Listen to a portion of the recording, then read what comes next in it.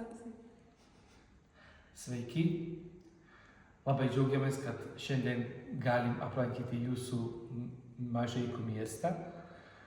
Aš esu kunigas Petras Hertelis iš Redemptoristų vienuolijos, atvykau čia iš Kauno ir mūsų broliai dar du iš Redemptoristų vienuolijos gyvenam kartu Kaune. Mūsų pagrindinė charizma, vienuolijos charizma yra daryti parapijų misijas.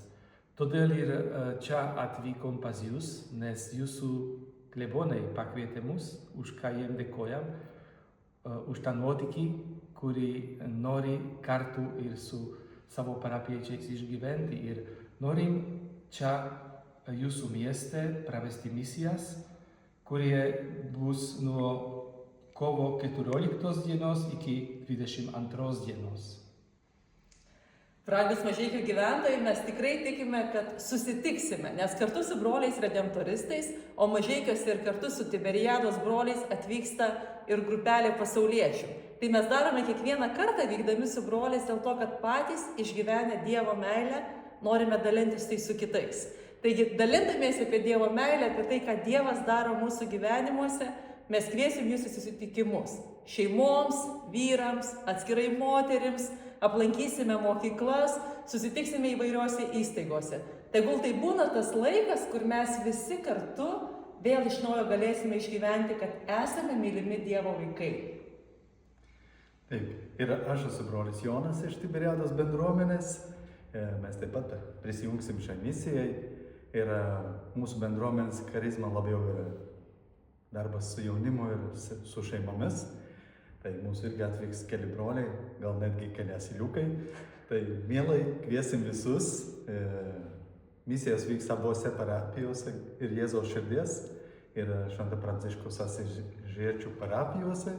Tai tikrai visus mielai kviesime sudalyvauti. Išnaudokime šitą laiką, maždaug 2 mėnesių, kad paruoštume ir mūsų širdis, ir tą vietą, ir iš išorės, bet ypač iš vidaus. Daug žmonių jau meldžiasi už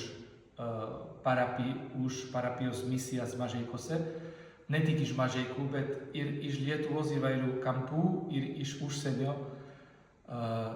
Todėl ir mes būkim tokie jautri ir gal klausykime daugiau ir tos savo širdies, nes mes esam tikri, kad Dievas kalba kiekvienam žmogaus širdžiai, kad galėtume paruošti tą savo širdį tam laikui.